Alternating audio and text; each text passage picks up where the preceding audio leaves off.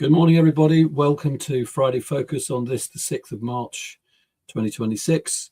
We are fast approaching our 50th episode, and we've got a number of people coming up over the next few episodes with really interesting conversations about what's going on in the education world across the world, globally, and wherever they are. Now, today's episode, you will have seen, focuses on special education needs, but particularly we are going to look at the use of data, because so much is being said around. Well, there is so much data in schools, so much information collected from various different sources, but as we've said many times, the lived experience of leaders is very much around good decision making based on good data, and so many decisions have high stakes outcomes these days, whether it be outcomes of results, whether it be the lives of our young people. There are so many things that it matters to.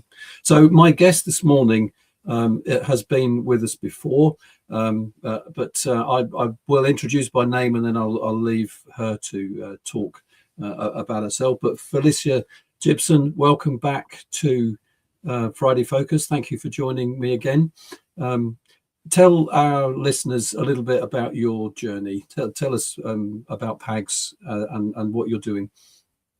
Well, good morning, everyone, and good morning, Chris. Thank you for having me in your podcast, and to all the other wider audience that is listening to us far from behind and from the UK and internationally. As you already said, I'm the CEO of PAGS. PAGS stands for Profile Assessment and Goal Setting. We have a SEN management tool that empowers schools and educators to improve children's chances in education and professional life after that.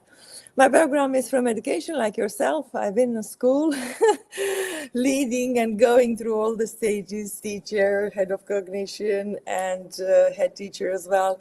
So under the Ofsted, so I absolutely understand every time when I step in a school, the pressure and everything that is happening in there. So recently I've been into more than 15 schools in the UAE as well as in the UK. Today I'm also making a visit to another school after this podcast is finished. Likewise, Felicia. I'm running as soon as this finishes to get into 6 schools. Yeah. So I'm very busy. It's really interesting. I really was looking forward to this podcast because it comes to a theme that is very close to my heart, which is about how do we interpret the data and the huge amount of data that we collect in schools, and specifically around the students that might need help. I would say not necessarily with the SEN or students of determination that would need help. So identification and I think what is happening now in the world of education, and the every day that is happening in the school, we collect a huge amount of data, don't we? We like as teachers to have spreadsheets, to do assessments, to have reviews. We have conversations with the families. We've got coffee mornings. We have got reviews. But what we know, and you know, Chris, as well, all this information is scattered, is either across the spreadsheets, is in emails, is in the systems. Yeah. And we as leader has to work really incredibly hard to see the full picture, isn't it? Yeah. We do, and even just as you said, so this idea, spreadsheets are easy because it's a piece of software that's on your laptop, but so often, they're disconnected. They're not validated. It could be inaccurate data because it's, people are under pressure, and it's so easy to type something and just put an extra zero or miss out the decimal place or whatever. So there's validation questions around that kind of casual use of data, but the drive to have systems that, well, I mean, I would refer to them as professionally validated, so good quality data, that we're making good decision based on information that reads to each other and talks to each other. That's so important for a leader, isn't it, Felicia? It is very important. And I was in a school when I say, well, excuse me, I have to leave the meeting because it's a safeguarding incident. So that kind of things that is happening, and then you have to be able to respond to the situation, or you cancel a meeting because something else coming up. And we in the school, we know how dynamically and how fluidly the situation can be. So the direction that now the direction of travel in the special needs has a greater emphasis now on the early intervention. So understanding the barriers to learning and understanding how and why, but first of all, why the child cannot achieve what they're supposed to achieve. Then secondly is demonstrating the impact and keeping more learners in the mainstream schools. And we know today that schools are increasingly needing to show what supports they have in place and what difference this support is making. So I was, like yourself, a leader in the school, and it's not only about accountability now. It is, like you just said earlier, is how to make better decisions for children. Yeah. So that's why I think this team is really close to my heart, because where those systems are really important, and this is where the system becoming important. No more paperwork. So first of all, we are sustainable. We try to save the planet, and also we have to have clear structures that brings together the story of each learner, isn't it? Yeah. Isn't that's so key? And so that there are lots of systems out there that, assessment systems that will kind of do the diagnosis of where a child is now. I mean, diagnosis, I use that in the sense of it kind of presents a picture of where a child is. But there are also systems that will say, well, they've had midterm admission several times. They've moved between schools. They've had family history issues. They've got particular assessment concerns as they move through the school, and we make up this story. And it presents this sort of targets. So this child has got this, therefore they're going to achieve that. And I often say to people, it's that this data doesn't actually presuppose what they're going to get. What it tells you is the challenge of the journey that they're going to go over. So where are they going to be? What do you need to do to get them to that, as you say, their potential? What's the journey that needs to happen for that child? So that mindset shift, that might, your thinking around how you're using data is really key. It's this kind of storytelling to start with, and then that kind of moving into other ways of dealing with it. Absolutely right. When I said that is what brings together the story of each learner, is really important. In our school, we have received with the child a huge amount of paperwork, folders and artwork and worksheets and everything that come with the child from the previous school with reports. I'm assuming that is happening. But what about if we have all this digitally transferred from the school, and then we are able to surface immediately through the notes and through the intervention what worked, what didn't work, because each child is different. So one intervention that works for one child might not work for another child. So that's like pupil passport, where we already have an idea of the strengths, the needs, and the interventions and the reviews that were in place is really important, because as a SENCO or as a class teacher, you already have that information at your fingertips. So therefore, you will be able to set to continue the journey. What I found really traumatic for the family and also for the learner themselves is that they have to repeat the story every time when they change the environment. Transition from primary to secondary, the information not necessarily travels with them. So you have to start all over again. And we know for families with children with special needs that this is not a pleasant journey. So the way how they fight today for their children's rights is really important, and is quite exhausting, I would say. So therefore, having a system that brings all together, helps the family, connects the family with the school and the community, and having everyone working around the child, align around that system is really important. Yeah, that's so key, isn't it? And because I mean, we've had people on the show, talking about their experiences of what we refer to as SEND. What's in Wales, it's alternative learning needs. So Alan, and around the world there are different terms, but children who need extra help, who need that extra input. I just want to pick up on something you said earlier, Felicia, that we have a mindset in the education system around intervention. So effectively, I see that as we do what we do, and if you don't fit, we'll need to do something else. And that's what the parents are fighting with, isn't it? My child doesn't fit.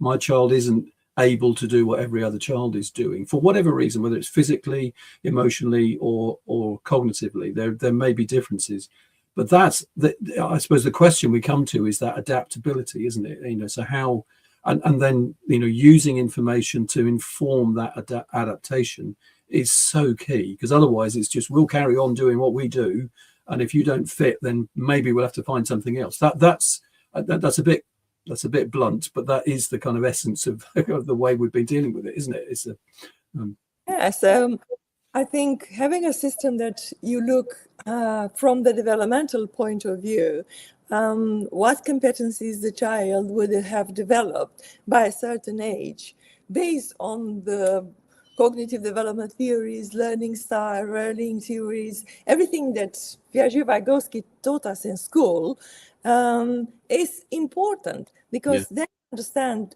why the child cannot do what they're supposed to do. I'll give you an example. For instance, information processing or executive functioning or organizational skills. So critical thinking, problem solving, all those skills, essential skills that are enabling the child to access the academic curriculum. And if we identify if there are any gaps in here, I wouldn't say there will be classified gaps, and I also shift away from weaknesses, because each brain is wired differently. David Sousa is telling us how the brain learns. Each child learns differently, so therefore we have to understand what is behind that what is behind the learning, and how can we make the learning more attractive. But first of all, we have to understand where the child difficulties lays, so to be able to make those adaptation like you just mentioned. So having a system that aligns with international standard and is validated, like we have in PACS, that's why I mentioned this. It's really important, because then we have a reference point, and then we understand those are the barriers, okay, and this will be the journey that I'm taking the child. And then I can align from here. Either I can have enough evidence to plan the journey for the whole year, which we work with longer term outcomes, and then being able to split those into smaller developmental steps that will be achievable. So that means I set the child for success. I celebrate every single step that a child is making to increase the confidence, to increase the self-esteem, and to help the child having a better outcome, to optimize the outcome. But most importantly, because I was a teacher myself, spent hours in planning. Oh my God, it's excruciating how much time we spend on planning PowerPoints and everything, worksheets. So I always encourage teachers to share the resources. So having a data that actually you can share the resources, and you can bounce ideas on intervention. You can use AI, because now AI is so powerful, but use it in a constructive way to be able to organize your lesson. Oh, I know now the intervention plans. I know what I can help my child. I just have here, like we have in PACS AI, and there should be my ideas for the lesson. Imagine how much time we can save and give back to the teachers, because basically this is where our time goes. I don't know about you, but I was laminating worksheets Yeah. And I have to say that's probably, when you look at sort of a leadership point of view, that you look for the quick wins. What can I do? If you're going into a new situation, and that was one of the things that I knew. Moving from one school to another, what could I do to ease the process? And without a shadow of doubt, it was about sharing. It was yes, about making things available. So what worked wasn't isolated to an individual in their own classroom. It was shared with other staff, and that just simply that process reduced the load. So, people that were in my departments and in my schools over the years, put a note in the comment. That's one thing I concentrated on when I did it. So make life easier for people by sharing core data. Make so whether it be assessment, whether it be reporting, whether it be resource, whether it be intervention, don't just stand on your own. You're not an isolate in a room. Make sure that other people can see it, and then use what they're doing. Be open-minded, and that's the adaptability that we kind of refer back to.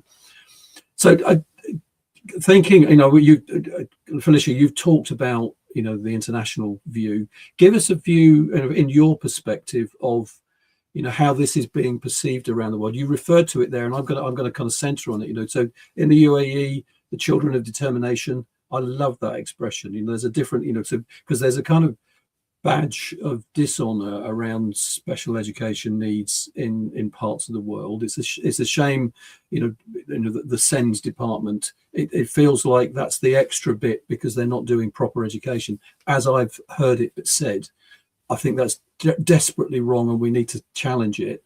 But so think about what's going on around the world. Children of determination, Alan in Wales, SEND. What do you see?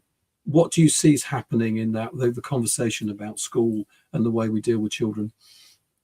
what we see, first of all, the reality is that we have an increased number of students.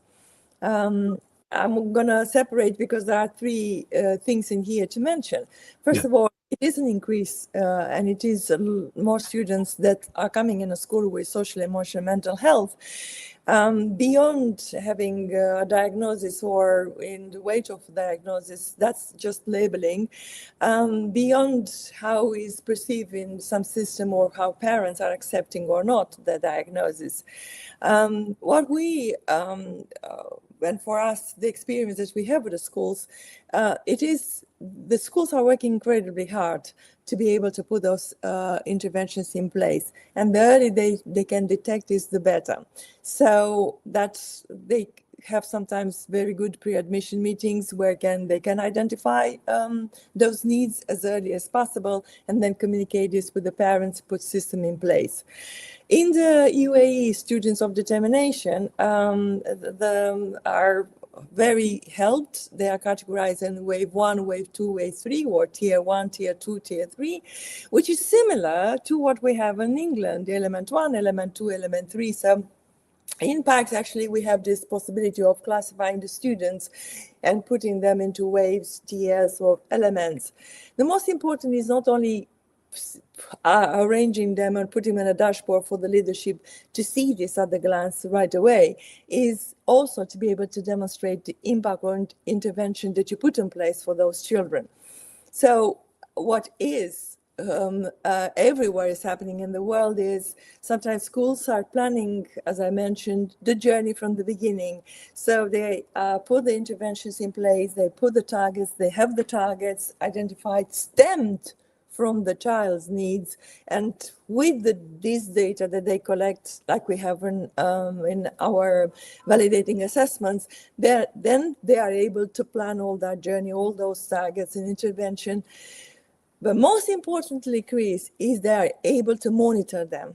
So it's not enough to have data, it's how we interpret this data and how do we react on it. And that is the key that we and the focus in our session. It's not only important to say that so many students have achieved this level and what have we done after that. So can we compare trends? Can we look patterns of intervention?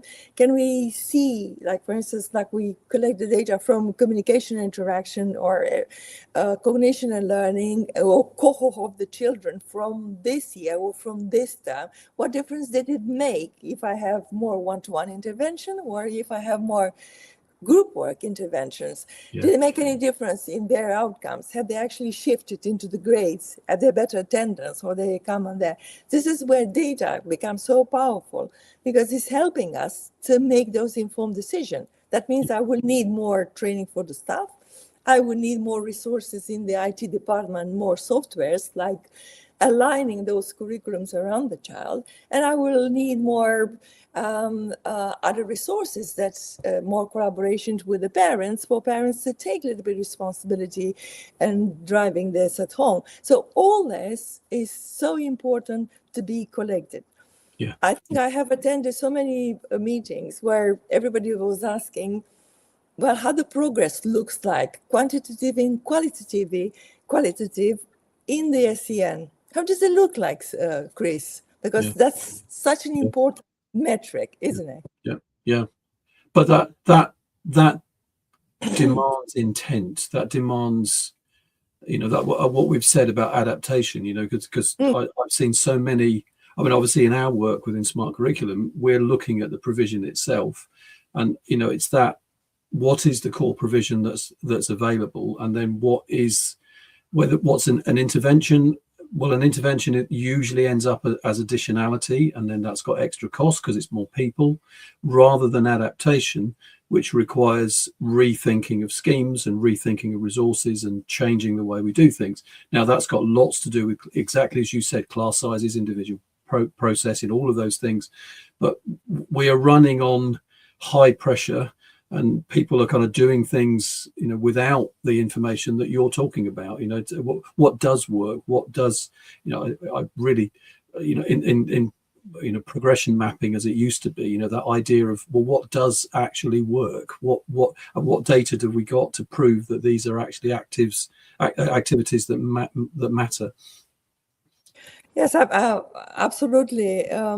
Being able to look at what intervention worked and being able to adapt, having this flexibility around is really important. I think we have to mention what is actually happening in the UK, because the white paper. Yes, I was going to come to that. The white paper. Yes, tell us a bit. Cool. Is this internationally? I already seen, and we have. Worth adding this, we have seen work with schools around the KHD framework work, ADEC, SPIA. So we know all these systems, and PACS aligns with all of them, providing all this information that is needed for the schools to be able to report on it. Also, working with heads of inclusion.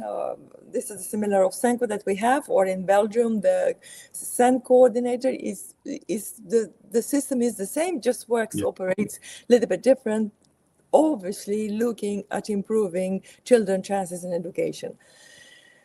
But what is happening now in the UK, because that's also has a drive and is coming closer to everyone now. We just talked in September last year, and it's already happening. So the reality is that the HCP numbers have doubled, So in the last, the spending, we talk about the 12 billions, and then we have now 5.3 students, children, currently on EHCP, and is expected by the 2030 for this to increase to 7.7, but then is projected to drop from 7.7 to 4.7, so 3% to actually in 2035. So that means will be narrow towards more severe needs, which means that 50 to 20%, which is, this is data, of people will be expected to have an individual support plan instead. So that means that the schools would be needing to have a system in place that provides, that made the provision visible, measurable, and sustainable. And this is where basically all those smart solutions that we are thinking about it and we are having now as PAGS, as Smart Curriculum, comes into place because collects all that data. I don't know if you could share from the slides that. Let's put it on the screen. That would be the first one with so we have in PAGS validated assessment that will align with the code of practice and exactly what is required in terms of the SEN, all the areas of cognition and learning, communication, and interaction, and social, emotional, mental health with the sensory and physical. So once you identify the barriers to learning, as we already said, you will be able to track the journey. So if we have the next slide, we will be the target setting. So these targets are not coming from a bank of targets that is just plugged up from the thin air. It's actually stemming from the child's needs. So I've really been in so many schools. I said, and how do we set targets? How do we set targets? How those targets are smart? So now we have a fantastic solution in here that identifies the barriers to learning, but not only that, which I'm really excited, is able to actually, with a child's age, is able to make this target smart, accurate, and linked to their age, which is fantastic because then this internationally standards are respected and applicable in each of the country. So can I get, so is it, let me put the target bank that you've got, so, because the one thing, I mean, focusing on our kind of theme, which is using data intelligently, what we're saying is a member of staff doesn't have to sit, what am I going to do now? What can I think of to meet this? What you're saying is that using intelligent data, using AI, using sharing the data that we have, that we over years of practice, we could put in front of members of staff, or try this, or try that, or do this, because that symptom, that diagnosis could be resolved with something. So this really gets into the intelligent use of information, doesn't it, Felicia? This is so time changing. It is a game changer. And Chris, here's my passion from, is that community that we try to create. So those bank of targets that could be academic, pastoral, they can be filtered in there. So they can be added and they can be used, as you can see in there. Either you can use it in your trust, because we work with trust. So that across a trust, you can have like a standardized way of assessing and also setting the intervention. Or you can also be bold to share with the global community to say, well, this is what it works in our school, and here's my practice. Imagine how much time we can save. And I know that sometimes schools are very precious about their own name and the prestige and the IP. So therefore, mentioning what the schools, what the targets are coming from, or what schools contributing to this is really important, and sharing the best practice. I thought that when we started PAGS 4 years ago, that people will jump in to share their expertise and to be proud of their knowledge, and to say, well, actually, if I can make a difference, I can share that, and I can help you to get that and to optimize the outcomes of the students. And I think this is how we can use data more intelligently in the future. But isn't that just because in a sense there's the sort of dissonance in thinking.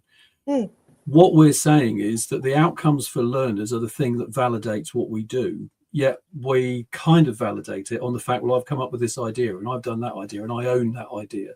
But sharing it and other people applying it, and though that application producing a wonderful response in the children that you're responsible for, is actually what validates it. That's the thing that makes the difference. So if you could see these learners that have come from troubled start points achieving brilliantly, which is what a lot of schools facing challenging circumstances experience, that's the validation, isn't it? That they've done brilliantly. They've done wonderfully. It doesn't matter about who came up with the idea. It's the fact that it worked. Well, I cannot say that better, Chris.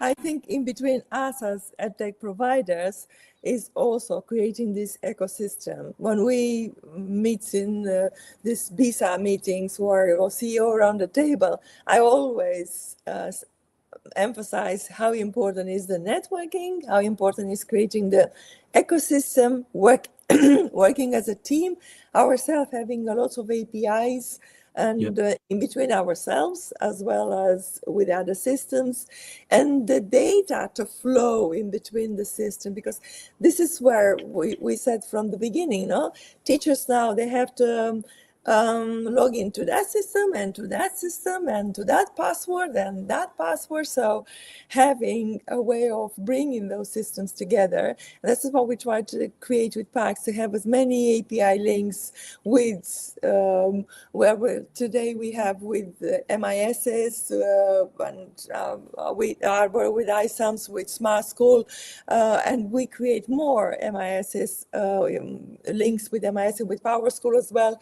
So bringing and having the data flowing in between the system is so important, because then I don't know if you can show the dashboard for the head teachers, from the leaders. This is how we surface the data from the head teacher, because what we learn in PACS is not necessarily working. You have to meet the needs of everyone, to the class teacher, to the SENCO, and to the head teacher, and the CEO at the trust level. So there is a trust dashboard. I'm just finding it. Yes. They were there. Yep. Sorry. So it took me a moment to find it. Go. Yeah, that's okay. This is so important. Every time when we have a conversation with the CEOs of trust, they were saying, but how do I know? Well, yes, but I'm not operational in the school. I understand that, but you want to surface the data that will be important to you. So what is important to you as a leader? So for us to be able to surface it. And every time when we bring this dashboard and say, oh, this is so nice, this is so good, I can see now, and we can make those decisions, and we are in the board. So the next slide, I think, is just how we can bring all these processes together.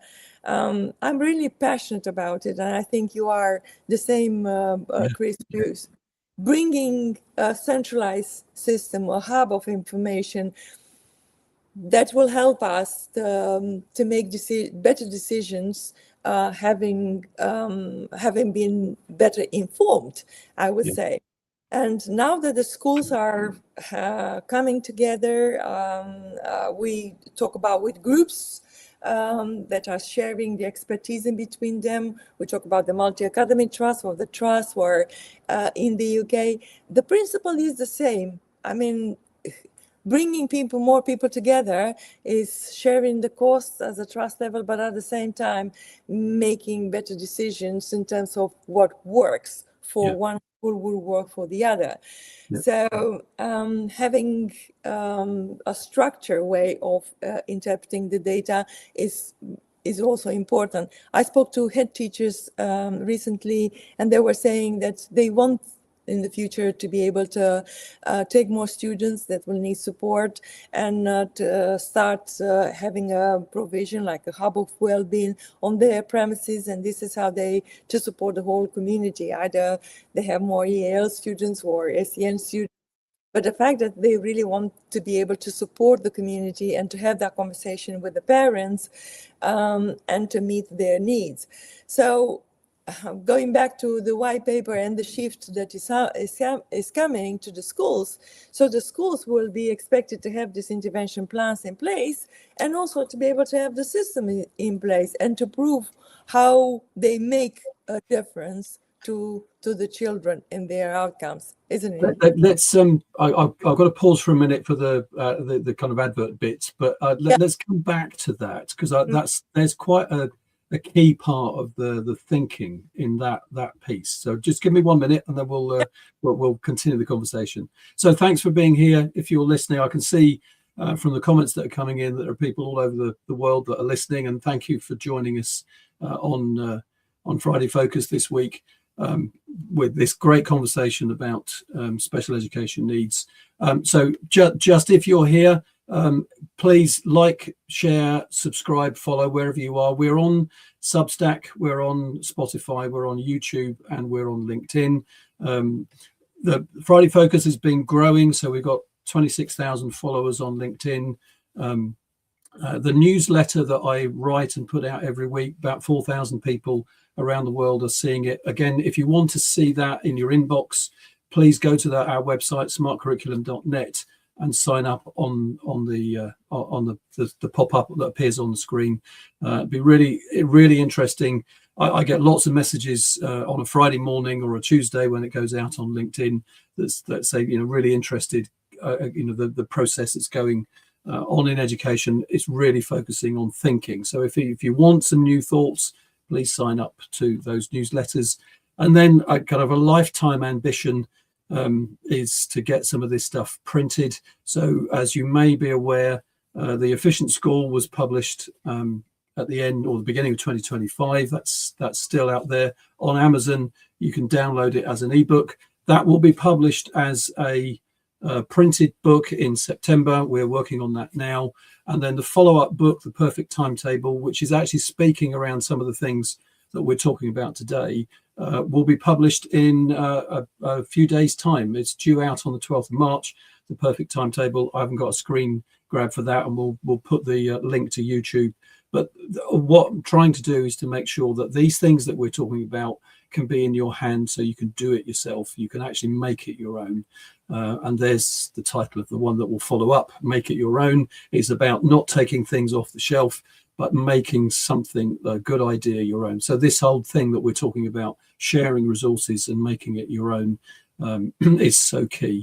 So please like, share, and subscribe. Get involved in the conversation. Join with comments. Those of you that have commented, Afzal, thank you. Dave, great to hear from you, David. Glad you're on YouTube. Thanks for sending the message. But let's come back to this conversation. So, Felicia, you kind of alluded there to this kind of change. The white paper refers to it. That we know that there's an increase in identification of learners. We know that will fall off. I'm slightly concerned about why that number will go down, because they're sort of playing with numbers at political level is sometimes a little troubling. But to me, there's this question around intervention is saying that we're going to step in and do something different, but we're not going to change our thinking about the core. And that's the bit all that you're talking about is putting good data in front of staff so they can respond in adaptive teaching in the moment. So they're doing things. Where do you see that kind of balance of that, so the identification of learners, why is it changing? What's going on? What's going on in that kind of field? What's happening to learners? We know post-pandemic that, some SEMH, the social emotional health concerns grew, didn't they? They lots and lots more learners. What's going on? What do you see in terms of the data, if there are any trends or patterns? I would say, Chris, it's a very interesting conversation to have after COVID and all the impact that had on developing social skills and the social, emotional, mental health for learners as well as for adults. Would be that I think that we are more aware of what is happening. So the awareness has increased and people are dealing. So they have to learn strategies to deal with those things more often. And the fact that identification of or early identification is really important, and collaboration with the family. So have that possibility of identification is really paramount in the work that we do. I would say that there is a virus, and people are immediately catching this that stems from deeper. So that means would be needs unmet earlier, either in the primary school or in the nursery. Even we talk about the early toddlers. So what we know from practice, Chris, you don't develop SEN overnight. You must have, there is some differences in there. There is a cognitive spiking profile. There is a neurodiversity that plays in. It's just only sometimes the environment changes, or the environment has an impact, and then all this are surfaced through. Going back to the work of the neuroscientists and then how the brain learns, of David Sousa is explaining us, it's really important to understand from that point of view how the brain processes all that information, and when the brain matures, and how those structure is coming into place according with the age. So I wouldn't say that, going back to what the leaders are facing now in the schools, is realistically, strategically, leaders now will have to have solutions that will implement without overload. And they have to have a better understanding of the learners that would replace the constant firefighting, because currently is a firefighting, and what a sustainable inclusion looks like looks like in the real school context, no? So the fact that the SEN is in a constant crisis doesn't need to be constantly in this. We talk about it, we should action about it. So without the clear, we have to have a clear understanding. We have to have intentional systems, smart systems, and as well as, we talk about it, Chris, compassionate leadership. Because it comes with that shared and the purpose that we have, and that supports both the learner and the staff. You know, as we know, that the core and the heart of the school is the staff. So if you care about the staff, then the children is going to have a better life. So if we want the inclusion to work, we need to move from collecting data to using it to use it and share provision. So that interpretation is really important, not only to collect it smart, not in spreadsheets and all the documents, to collect it, but also to be able to act on it. And that, I mean, there's some brave, as you've said, you know, so that the characteristic of leadership that you've just referred to, you know, compassionate leadership.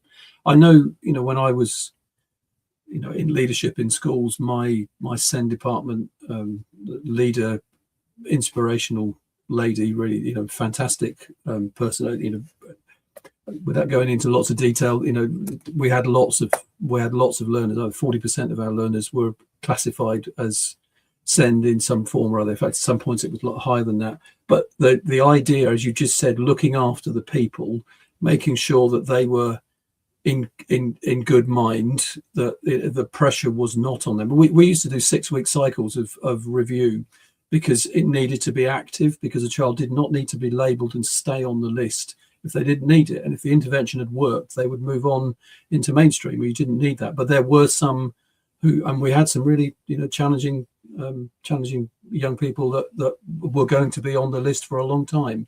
But you're right, looking after the people, facilitating that journey, looking at the data often, making sure that you know, what's is there is live and current. You know, investing in that takes time and effort, doesn't it? I mean, that's where, you know, we're not here to sell PAGS, but PAGS is driving that. You know, it's good data brought together with understanding and kind of an integrity across many different systems. I mean, I'm saying that, not you, because we're not selling it in such, but it is, you know, that's what we need in our schools: the facility, specialism, ability to look at data and you know, evaluate it quickly and act on it swiftly. Thank you so much for making the mention, Chris, because we only have a couple of minutes, and They can find more information on our website, which is www.paxprofile.com. I think we have a slide in there. I'm just going to find it and put it on screen. Hang on 1 second. What is really important, and I'm saying it again, if how we to move this from collecting data to actually using it to shape our vision. And this is where a system like PAX can actually support schools in making that shift. And I'm speaking this from the heart, because I always dreamt to have all the tools that you're going to need in one platform. Providers, resources, intervention. I always been dream big for the schools, because I've been through that journey. I've been in the leadership position, I've been the teacher in the classroom, and I face all these challenges. So imagine that we can make a difference to the teaching provision as well as to the leadership. It's not to be in the burnout, as well as a leader, to be compassionate leader, to care about the outcome of the staff as well as the outcome of the children, and to bring this community together. So, Chris, I'm absolutely grateful. Thank you so much for having me in this podcast. I think we're coming to an end. I've got one more question for you, but that's that's the standard question that I ask every person. We are building a resource of this question, and we're going to put an episode together which kind of brings the all together. And that and before I do the question, let me just I want to bring in some of the comments that are in there. There's just a few, so I just, if they'll appear on the screen at the moment. So Afzal, thank you for commentary. Meaningful data is essential in SEND. Absolutely, we agree with you entirely. It is actually, meaningful data is there for every child, needs to be informed, and it's not just about targets or end results. And we listen to me on whether targets motivate. There's a question on that. But when interpreted well, that's key, and how we interpret data is really key. It targeted interventions. Again, I would get into, be careful with interventions, because it's not all about interventions. We need to go back and look at what we're doing in the first place, so we don't have to intervene. I was brought up in the school of, if you need to change something today, we need to go and look at what you were doing yesterday, because what you were doing yesterday wasn't enough for today. So that kind of evaluation is key. But yes, it helps every child. That's the key. It's there for every child. So thank you. Absolutely, really good to have you here. Felicia, any thought on that? Well, he said it absolutely beautifully. And before we try to change, like you just said, we have to try to understand. So everything starts with an understanding of what's happening in there, rather than just jumping into the change. I think I would quote our product manager, Steve. He's trying all the time to say, don't try to solutionize. Try to understand the problem. Jump to find solutions, but actually we have to sit in the problem to understand the problem, and to understand then from there will help us to make the right decisions. And that's coming back to our point about sharing, because I would say, I learned as a designer. That's why I was trained as an industrial designer, and ideation is key to that. But in our thinking, our brains are, so the synapses that are formed, our brains are made to think in channels. So that what you have to make yourself do is think widely, and you can only do that by either challenging your brain or getting ideas from other places. So that whole idea of solutionizing is that, I've heard that expression used before. Great English, another word to put in the dictionary. But if you are focused on coming up with solutions, they will only be within your pattern of thinking. You need to think, you need to use other people's ideas to grow the solutions that are possible. So don't think that, I know I've seen this, I'm going to do that, because there may be another solution that works better. But that's good design theory, and that's how we've got to think. I'm just going to bring in, so David, thank you for your comment. I won't put it on the screen, but thanks. The focus on vocational education. I was going to say to Felicia, you talked about the percentages in schools, but the reality is, in a disparate education system, that there are children that are focused on some schools rather than us. I'm thinking sort of grammar comprehensive. there are lots, well, there's 166 grammar schools across England, and they contain very few SEND children, I mean, just by identification or whatever. There are some EHCPs there because of physical needs and others, but there are some schools, and I've been dealing with some in the last few weeks, that have 45-50% SEND, and they're the ones that really need a resource that's going to help them, because that's a big deal in a big school, where 50% of your learners are identified as SEND, and there's lots to do, and that puts pressure on staff. So there's that and the reason I say that, Dave, because I've seen, sadly, vocational education is seen as the answer to SEND learners, and there's a high percentage of learners there, and that's not what it's for. That's not what it's about. But that's something that we need to challenge. This is interesting metric, and we should not look separately, because like I said, a child journey starts from early years education to going to employment vocational school. So, which is really important. If we map that journey, we're in at least understand that journey a lot better. Sorry. Take some water. Sometimes comes an unexpected moment. Yeah. So the good thing is, to David who's listening to us, PACS is designed to work from 2 years old up to 18 to 25. So from the 18 to 25, we talk about students that will have an IQ lower than 70. So with an identified learning condition. The older that has been assessed on the platform was 36.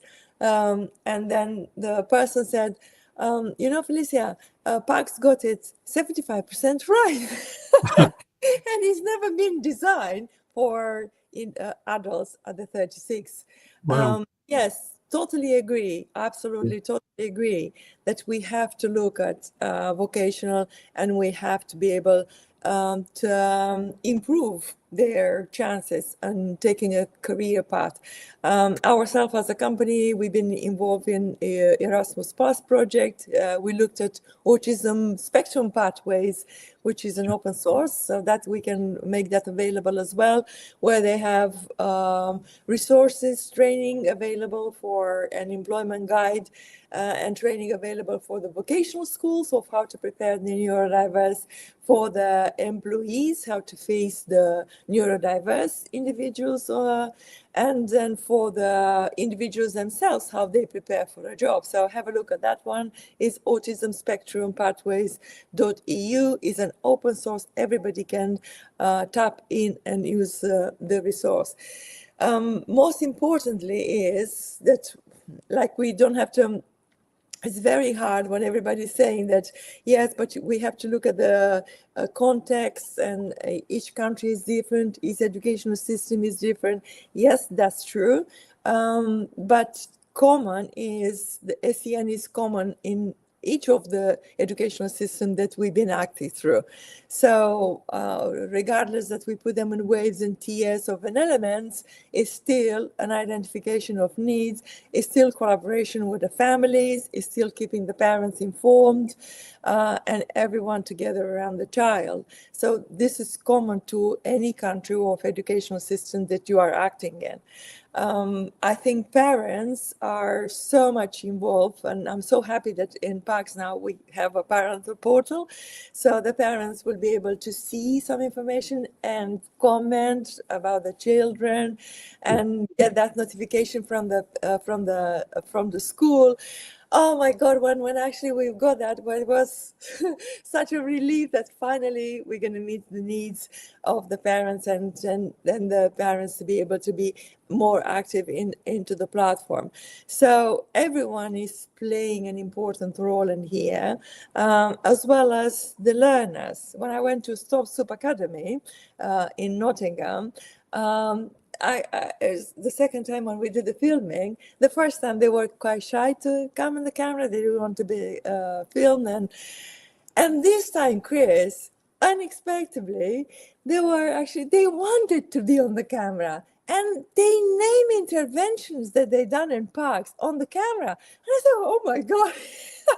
Well, that means it's had an so, effect. That's why it's doing something. That's the validation you need, isn't it? Exactly. I was so excited. I said, oh my. Brilliant. The fact that they wanted to tell to the other adults like themselves in the same situation, look, there is hope, we can do about it. And look, in 3 months, so was a child that came to revision 3 months ago, and how he felt after 3 months, how he's been helped, and how those interventions actually made a difference to him. And I was listening. I said, it's like the dream comes reality, you know. Absolutely. Now let me get to this question. Yeah. So if there was one thing that you could change in all that you do, not about PAGS, but particularly about the thinking of the education system, if there was one thing that you could see change, what would it be? Making one thing. This is so hard. There's so many. I know. Pick one. It's a big one. I think giving a chance to all students to improve their outcomes. I think that's like having somebody that's, as a teacher, we influence so much the students. I've been teaching myself lots of students, and I think if you can make that difference to them to improve their outcomes, that I would do.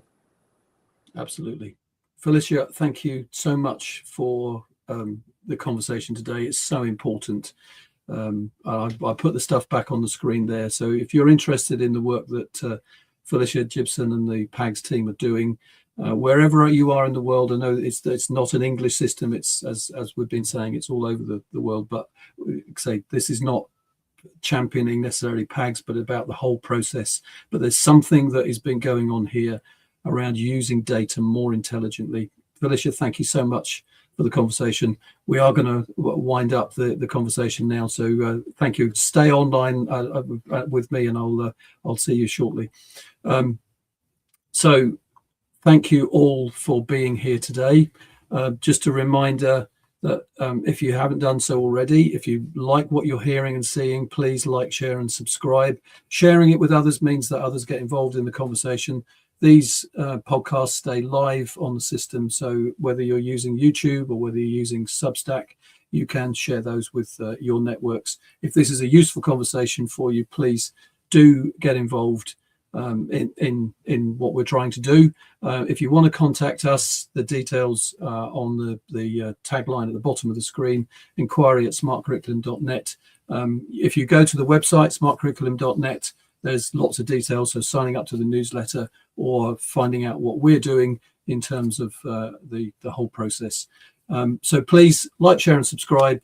See you next time. We'll see you in 2 weeks where our conversation continues. And as we always say, get involved in the conversation. Please join the conversation, because it's when sharing that we can really make that difference. Thank you.